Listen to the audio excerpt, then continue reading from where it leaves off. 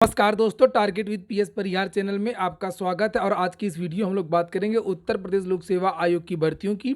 कई सारी सूचनाएं हैं और उसके बाद हम लोग बात करेंगे प्राथमिक शिक्षक भर्ती की। कई विद्यालय बंद और प्राथमिक शिक्षक भर्ती की मांग विद्यार्थी आज किस तरीके से करते रहे।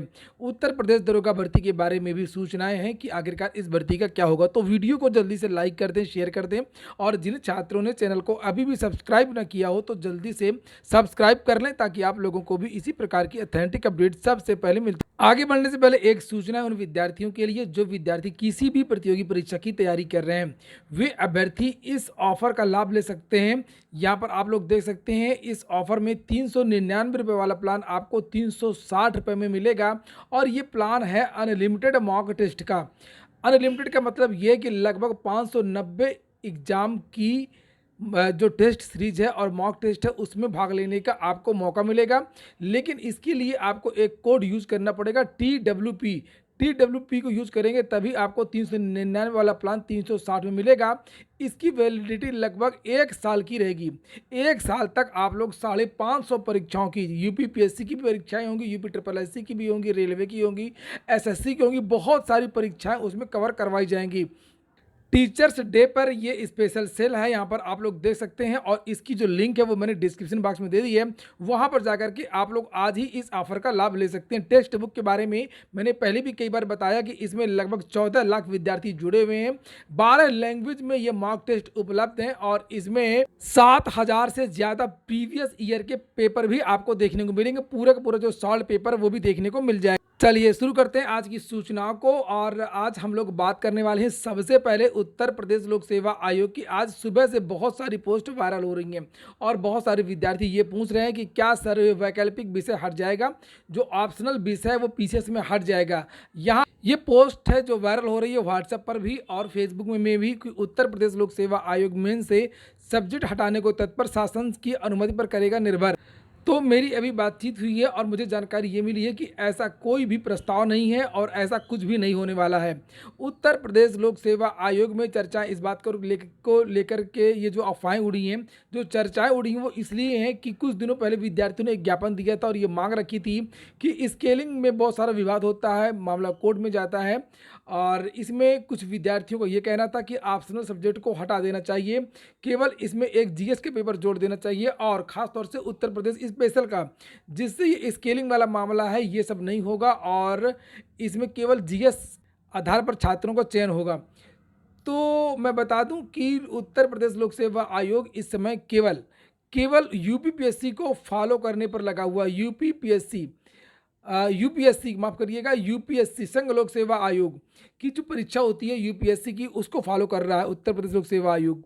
और उसमें अभी भी आज भी वैकल्पिक विषय रहता है, एक सब्जेक्ट उसमें आज भी रहता है। तो जब संघ लोक सेवा आयोग ने वैकल्पिक विषय को नहीं हटाया है तो उत्तर प्रदेश लोक सेवा आयोग कभी भी नहीं हटाएगा। और ऐसा हटाने का कोई सोच नहीं है, कोई योजना नहीं है।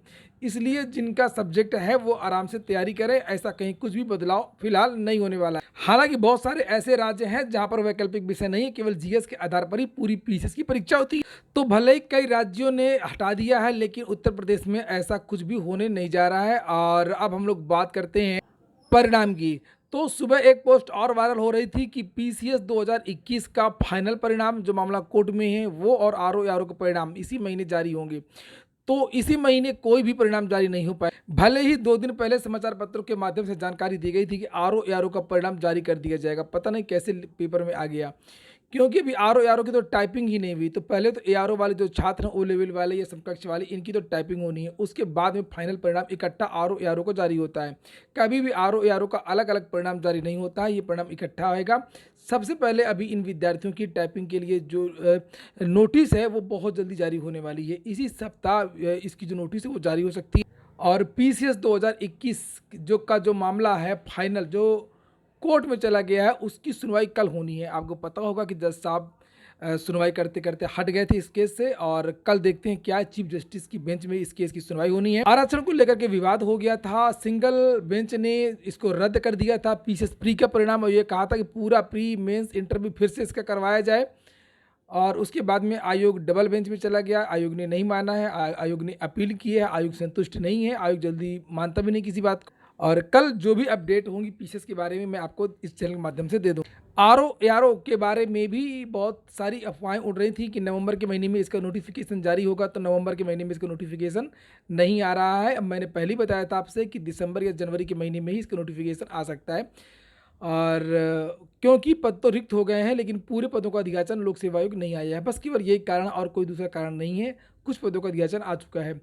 अगली जो सूचना है वो है प्राथमिक शिक्षक भर्ती, कई विद्यालय बंद। आज था शिक्षक दिवस और आज विद्यार्थियों ने एक हैशटैग चलाया था जिसमें मैंने भी आप लोगों के लिए यहाँ पर रिट्वीट किया था और ट्वीट किया था, यूपी नीड्स प्राइमरी टीचर्स। और ये बहुत सारे विद्यार्थी आज शिक्षक भर्ती की मांग की और उत्तर प्रदेश के जो मुख्यमंत्री योगी आदित्यनाथ, उन्होंने समय समय में जो ट्वीट किए थे प्राथमिक शिक्षक भर्ती को लेकर के, विद्यार्थियों ने सारे ट्वीट को यहाँ पर टैग किया है और ट्वीट किया। ये देख सकते हैं विद्यार्थियों ने कितने सारे ट्वीट किए हैं। यूपी के सरकारी प्राथमिक विद्यालयों में ना तो आरटीई मानक के अनुसार शिक्षक हैं और ना ही किताबें।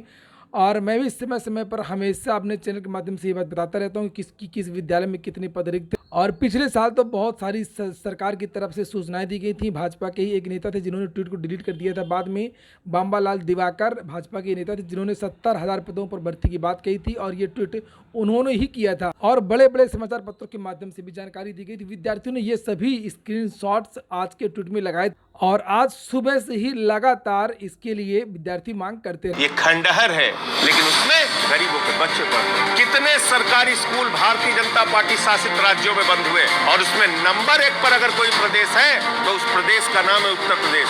आदरणीय आदित्यनाथ जी, आप मुझे बताइए, आज भी हमारे बच्चे टाट पट्टी पर बैठ के क्यों पढ़ते हैं? आज भी उनके लिए डेस्क बेंच का इंतजाम क्यों नहीं है? आज भी सरकारी स्कूलों में, प्राथमिक विद्यालयों में, जूनियर हाई स्कूल में गाय भैंस गोबर कैसे करती है? क्या कर रहे हैं आप हमारे बच्चों के भविष्य के साथ?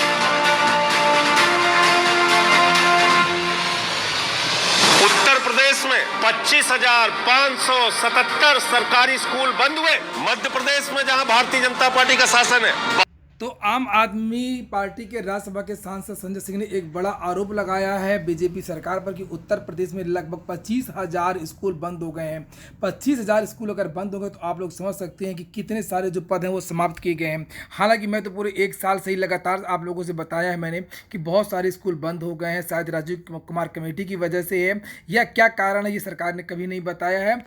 और पहले जब भाजपा सरकार आई थी उस समय जो अध्यापकों की संख्या थी, नियुक्त अध्यापकों की संख्या थी, उससे इस समय कम अध्यापक हैं। सीधी सी बात है कि अध्यापकों की जो संख्या कम हुई है तो या तो इन्होंने पद समाप्त किए हैं या तो इन्होंने विद्यालय ही बंद कर दी। अब हम लोग बात करेंगे उत्तर प्रदेश दरोगा भर्ती की और प्राथमिक शिक्षक भर्ती के बारे में। मैं बता दूं कि आजकल विपक्ष धीरे धीरे, भले ही इकट्ठा नहीं लेकिन धीरे धीरे ये मुद्दा उठा रहा है अध्यापकों वाला।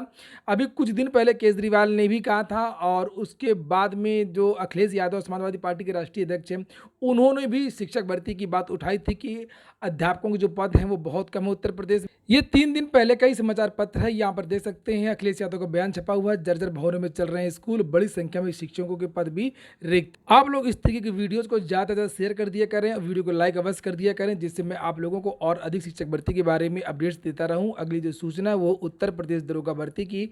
उत्तर प्रदेश दरोगा भर्ती के बारे में मैंने हमेशा से कहा कि ये भले ही अभी तक कोई भी कोर्ट के द्वारा विद्यार्थियों के पक्ष में निर्णय ना आया हो, बहुत सारी भर्तियां हुई हैं जिसमें धांधली हुई, चाहे वो टीजीटी पीजीटी हो, हाई कोर्ट की आरओ की वैकेंसी हो या लेखपाल की वैकेंसी हो, बहुत सारी भर्तियां आई जिसमें बहुत सारे घोटाले हुए। लेकिन उत्तर प्रदेश दरोगा भर्ती में विद्यार्थियों के पास जो साक्ष्य हैं उसकी संख्या लगातार बढ़ती जा रही है। एक तो जो परीक्षा चल रही थी उस समय बहुत सारे लोग गिरफ्तार हुए थे, कोई ब्लूटूथ डिवाइस के द्वारा नकल कर रहा था कोई, और एग्जाम हॉल से बहुत सारी फोटो वायरल हुई थी, बहुत सारे एग्जाम सेंटरों की शिकायत भी की गई थी, वायर से नकल हो रही थी। उसके बाद में जब डीवी हुआ, डीवी के समय में भी बहुत सारी गिरफ्तारियां हुई। पुलिस भर्ती बोर्ड ने खुद की और खुद बताया कि आज 3 गिरफ्तार, आज 12 गिरफ्तार, आज 14 गिरफ्तार। और उसके बाद में एक बात और कि 160 में बहुत सारे विद्यार्थियों ने उनके जो नंबर 157, 155, 152, 150, पेपर का स्टैंडर्ड काफ़ी अच्छा था, पेपर टफ था, इतना ज़्यादा किसी विद्यार्थी का हो नहीं सकता 155, 152, 154। तो एक तो ये कारण है और 3 चीज़ें हो गई। और चौथी जो चीज़ है कि विवादित कंपनी परीक्षा एजेंसी, जिस परीक्षा एजेंसी ने यहाँ पर परीक्षा करवाई थी दरोगा भर्ती की, उसी परीक्षा एजेंसी ने उत्तराखंड में भी परीक्षाएं बहुत सारी करवाई हैं। और उत्तराखंड के बारे में आजकल लगातार समाचार पत्र के माध्यम से आ रहा है कि वहाँ पर बहुत ज़्यादा धांधली हुई है और ये जो धांधली करवाई गई है वो परीक्षा एजेंसियों इत्यादि के द्वारा करवाई गई है। कुछ अधिकारियों के खिलाफ कार्रवाई भी की है। उत्तराखंड अधीनस्थ सेवा चयन आयोग के चेयरमैन ने इस्तीफा भी दिया है और वहाँ पर एक परीक्षा हुई थी वन दरोगा की, online company black listed company से कराई गई थी।